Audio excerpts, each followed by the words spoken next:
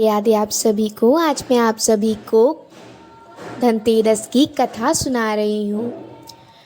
कार्तिक कृष्ण पक्ष की त्रयोदशी तिथि के दिन धनतेरस का पर्व पूरी श्रद्धा व विश्वास के साथ मनाया जाता है। धन्वंतरि के अलावा इस दिन देवी लक्ष्मी और धन के देवता कुबेर की भी पूजा करने की मान्यता है।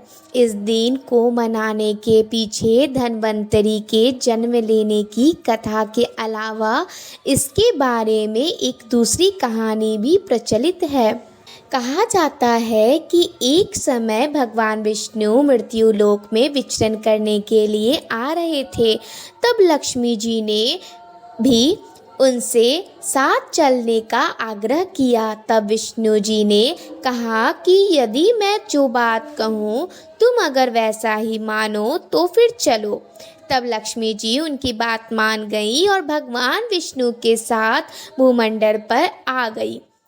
कुछ देर बाद एक जगह पर पहुंचकर भगवान विष्णु ने लक्ष्मी जी से कहा कि जब तक मैं ना आऊं तुम यहाँ ठहरो, मैं दक्षिण दिशा की ओर जा रहा हूँ, तुम उधर मत आना। विष्णु जी के जाने पर लक्ष्मी जी के मन में कौतूहल जागा कि आखिर दक्षिण दिशा में ऐसा क्या रहस्य है जो मुझे मना किया गया है, और भगवान स्वयं चले गए। लक्ष्मी जी से रहा ना गया और जैसे ही भगवान आगे बढ़े लक्ष्मी भी पीछे पीछे चल पड़ी। कुछ ही आगे जाने पर उन्हें सरसों का एक खेत दिखाई दिया जिसमें खूब फूल लगे थे। सरसों की शोभा देखकर वह मंत्रमुग्ध हो गई और फूल तोड़कर अपना श्रृंगार करने के बाद आगे बढ़ी। आगे जाने पर एक गन्ने के खेत से लक्ष्मी जी गन्ने तोड़कर रस चूसने लगी।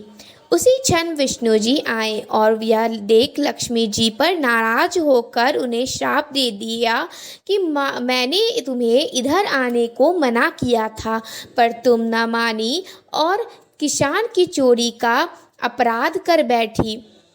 अब तुम इस अपराध के जुर्म में इस किसान की 12 वर्ष तक सेवा करो। ऐसा कहकर भगवान उन्हें छोड़कर क्षीरसागर चले गए। तब लक्ष्मी जी उस गरीब किसान के घर रहने लगी। एक दिन लक्ष्मी जी ने उस किसान की पत्नी से कहा कि तुम स्नान कर पहले मेरी बनाई गई इस देवी लक्ष्मी की का पूजन करो, फिर रसोई बनाना, तब तुम जो मांगोगी मिलेगा। किसान की पत्नी ने ऐसा ही किया। पूजा के प्रभाव और लक्ष्मी जी की कृपा से किसान का घर दूसरे ही दिन से अन्न धन रत्न स्वर्ण आदि से भर गया। लक्ष्मी जी ने किसान को धन धान्य से पूर्ण कर दिया। किसान के 12 वर्ष बड़े आनंद से कट गए। फिर 12 वर्ष के बाद लक्ष्मी जी जाने के लिए तैयार हुई। विष्णु जी लक्ष्मी जी को लेने आए तो किसान ने उन्हें भेजने से इनकार कर दिया। तब भगवान ने किसान से कहा कि इन्हें कौन जाने देता है, यह तो चंचला है, कहीं नहीं ठहरती, इनको बड़े बड़े नहीं रोक सके। इनको मेरा शाप था, इसलिए 12 वर्ष से तुम्हारी सेवा कर रही थी। तुम्हारी 12 वर्ष सेवा का समय पूरा हो चुका है। किसान हठपूर्वक बोला कि अब नहीं, अब मैं लक्ष्मी जी को नहीं जाने दूंगा। तब लक्ष्मी जी ने कहा कि हे किसान, तुम मुझे रोकना चाहते हो तो मैं कहूँ वैसा करो।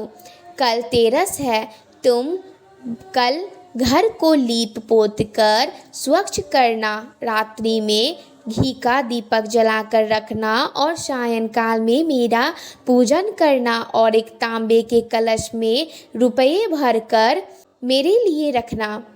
मैं उस कलश में निवास करूंगी, किंतु पूजा के समय मैं तुम्हें दिखाई नहीं दूंगी।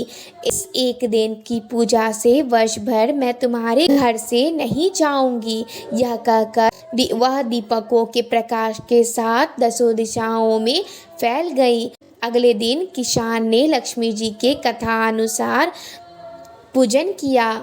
उसका घर धन धान्य से पूर्ण हो गया। इसी वजह से हर वर्ष तेरस के दिन लक्ष्मी जी की पूजा होने लगी। जय माँ।